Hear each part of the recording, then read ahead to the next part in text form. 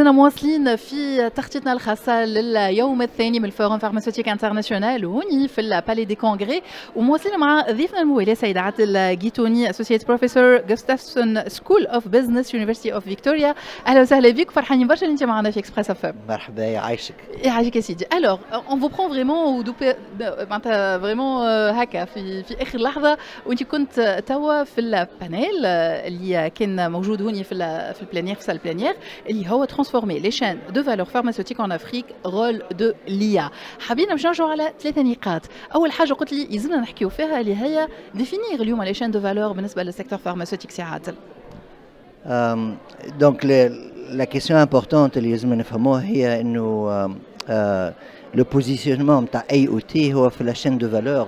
وقت نقولوا chaîne de valeur معناها مش chaîne de valeur نتاع porteur, mais comprendre dans les activités qui crée, qui transforme, voilà, qui redistribue de la valeur. Yani à partir de la source jusqu'à la fin de vie. À partir de la source jusqu'à la fin de vie, la source c'est la nature. Ça peut commencer avec les animaux, ça peut commencer l'ard. Et ça finit par l'ard. Donc si on comprend tout le cycle et on peut recentrer le cycle de création de la valeur autour de l'humain. On peut parler des rôles des différents outils, y compris l'IA.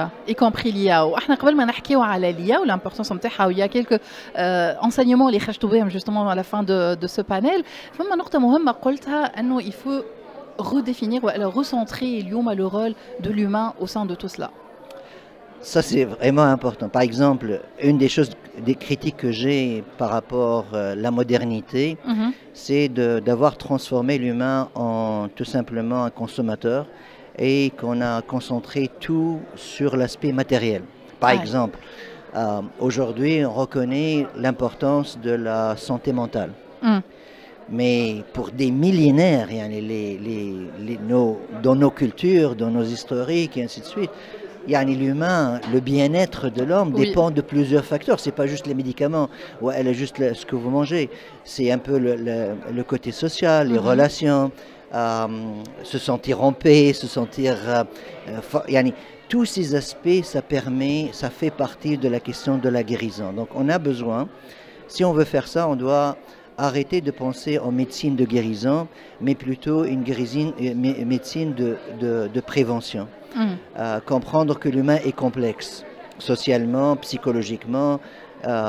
On doit recentrer la question de spiritualité, par exemple.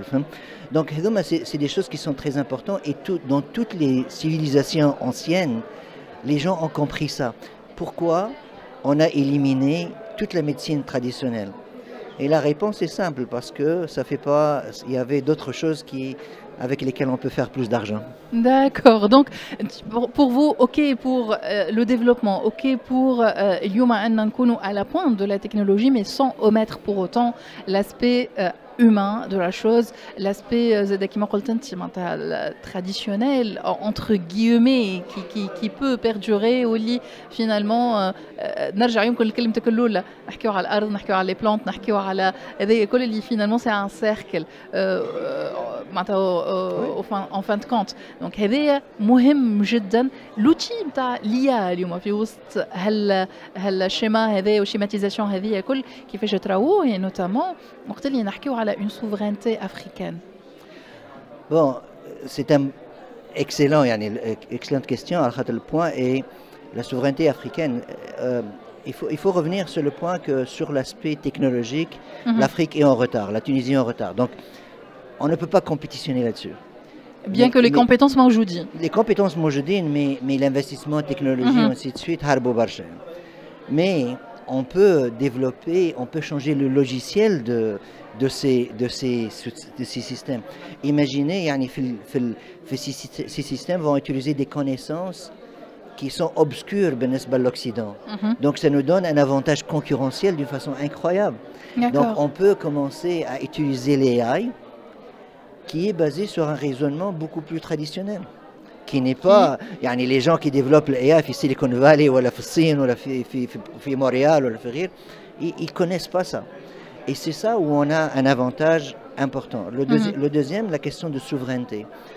Parce qu'on se retrouve dans un monde où il y a quelques multinationales qui vont contrôler la population du monde.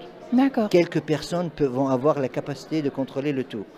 Donc on a besoin de créer une souveraineté sur les données et sur la technologie. D'accord, donc aujourd'hui c'est possible, vous pensez, avec les moyens qu'on a, que ce soit Fitoun, soit elle sur le continent africain. Un des grands moyens, et les autres continents n'ont pas, et nos 35% de la jeunesse du monde va être en Afrique. La richesse humaine, entre guillemets. D'ici 2050, il va y avoir 830 millions de jeunes entre 15 et 35 ans. D'accord. Est-ce qu'on va changer nos systèmes d'éducation pour pouvoir transformer ça en force majeure d'innovation? Et là, on va continuer à former malheureusement des gens qui vont être handicapés. ميرسي انفينيمون يعيشك على الوقت هذا اللي عطيته لنا. شكرا ليك، احنا مازلنا مواصلين معكم. شكرا على السي عادل جيتوني اسوسييت بروفيسور جوستافسون سكول اوف بزنس يونيفرسيتي اوف فيكتوريا، يعطيك الصحه. احنا مازلنا باش نرجعوا معاكم، باش نرجعوا مع سي محمد عربي جلاسي. خليكم على الكوت.